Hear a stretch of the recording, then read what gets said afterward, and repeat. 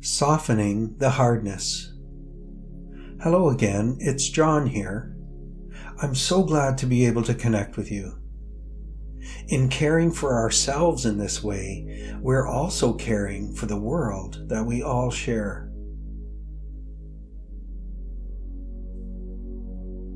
Ironically, if we've never learned the skill or strategy of softening to the hardness of life, the softening itself can seem hard.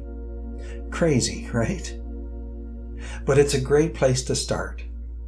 Softening to the idea of softening in general is a pathway to seeing how it can work. I think it might be helpful here to bring in this Buddhist concept of the second arrow. If you're not familiar, it's basically that while the first arrow is outside of our control, the second one is. That first arrow could be physical pain, like a sudden injury, loss, uncontrollable events that just happen, and the second arrow is our reaction to the first. That reaction could be anger, self-blame, self-criticism, or fear, or maybe rumination. If we frame the first arrow as being in the hard category, a lot of these reactions are meeting that hardness with more hardness. What mindfulness opens the door to is a gentler, kinder response to the first arrow that may seem challenging at first, but that's only because those reactions, or some might call overreactions, are habitual and well practiced over years or decades. So, the first way we can practice a response that serves our well-being and doesn't cause increased suffering from the first issue or arrow is to soften to the concept itself. Hardening would mean something like, "Oh man, I'm such a failure for practicing these bad habits for so long and causing myself so much additional suffering." Softening would sound more like, I see the pain that I have endured, and it's completely understandable. I am an imperfect human being, and I am on a lifelong path of learning and healing. Here's an opportunity to learn, grow, and ease my suffering. I forgive myself for the self-inflicted pain I have caused. Perhaps you're also seeing here how the reactions can sometimes become multi-layered. We react to the first arrow, then we react to the reaction, and then we react to the reaction of the reaction, and so on.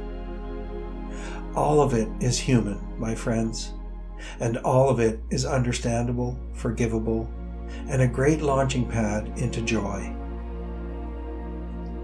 Maybe you've listened to my other track titled, "What's the Best That Could Happen?" It certainly applies here. Let's meditate together.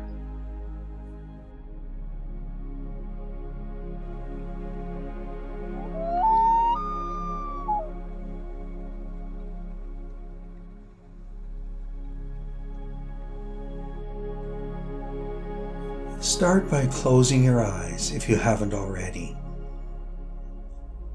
Or if you happen to be traveling on a bus or something and you don't feel comfortable in public with your eyes closed, go ahead and leave them open.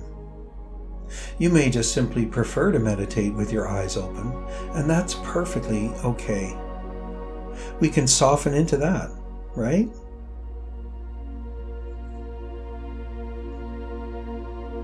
Now, beginning our meditations with a few slow, deep breaths isn't just a good idea. It actually triggers the vagus nerve to send a signal to the brain that we are safe, reducing the fight, flight, or freeze response. Amongst other things, it also brings awareness to the present moment, shifting focus away from anxious thoughts and calming the mind. So let that sink in as you take a nice slow inhale feeling the whole body expand.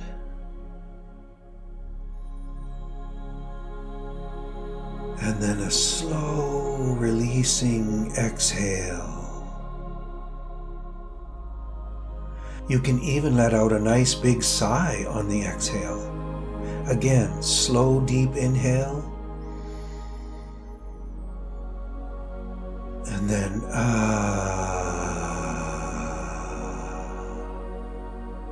on the exhale. Try that one more time.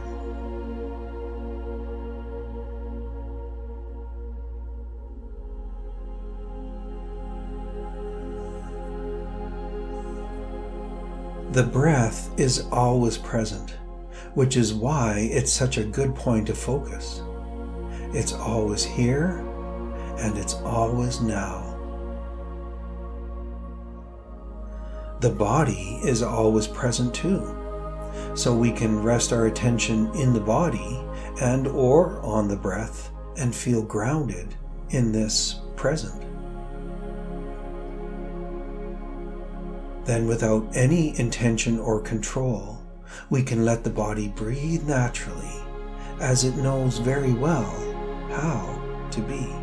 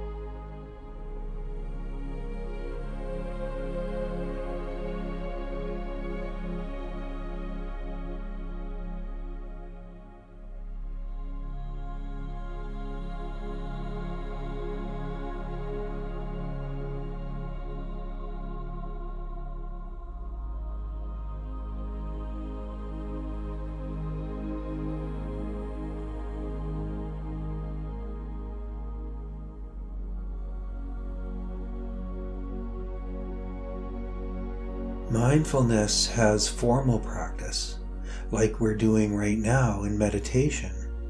And then informal practice is when we bring the skills and techniques we practice in meditation into our daily lives when we're away from the formal practice. In physical fitness, we might go to the gym or practice some other form of intentional physical activity like walking, running, or swimming, and these we might consider a formal practice that we then bring into our daily lives of mobility and healthy being. The formal builds the muscles that we then use in the informal. We have more stamina and feel less fatigued at the end of the day. Whatever formal physical exercise we're doing, the idea is essentially to do repetitions of a workable amount that builds the muscles over time. What we achieve through an hour of dedicated activity cannot be duplicated by trying something shorter and harder, at least not without the risk of injury. With this concept of softening the hardness in mindfulness, we can grasp the idea and simply hope that it shows up the next time we face a crisis. But we are much more likely to have that happen if we've practiced it first. And one of the best ways to practice each time we meditate is to soften every time we recognize that our mind has wandered from our intended focus. When the mind wanders, not if, because everyone's mind wanders, and we react by saying to ourselves, "I'm no good at this," or "I have a busy mind and I can't stay focused," we are practicing meeting a basic human inclination with hardness. Each time we meet that wandering mind with soft, understanding, loving kindness, we are practicing meeting the potential hardness with softness. It's almost like we start to want the mind to wander because it allows us to practice. If we sit for 20 minutes and the mind wanders 50 times, we've had 50 opportunities to build the skill of softening the hardness, to repeat and instill a new habit. If we have a looping problem that keeps surfacing as we meditate, pushing against it is hard. Allowing it to be, recognizing the benefit of welcoming all intrusions of our intention, is soft.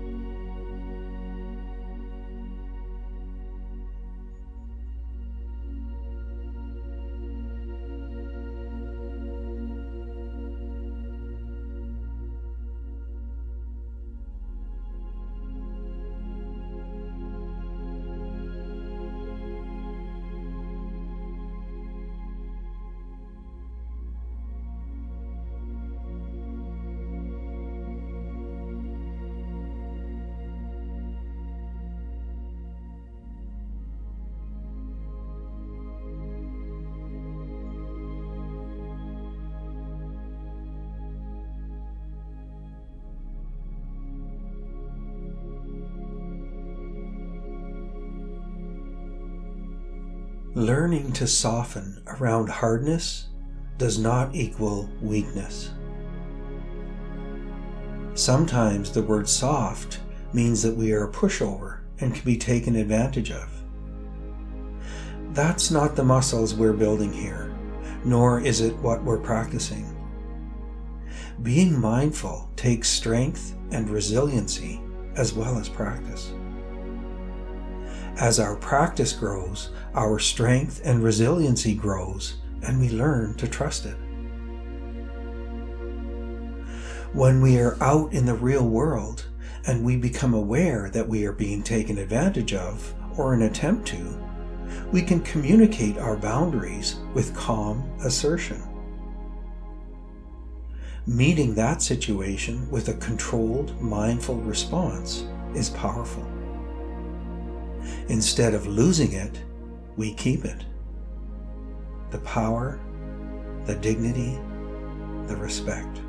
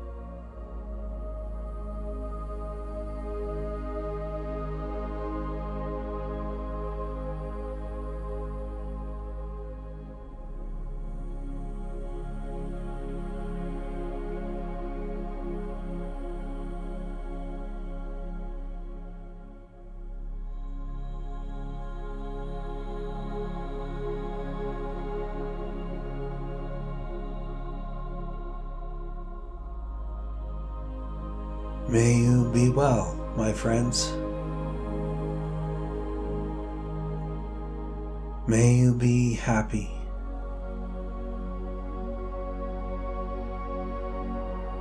May you be safe.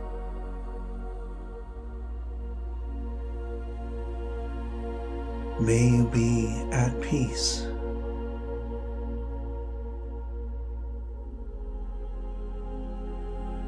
May you meet the hardness of life with softness of spirit.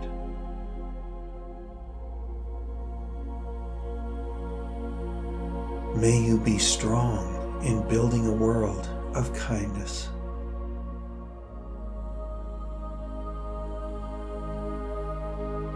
See you next time.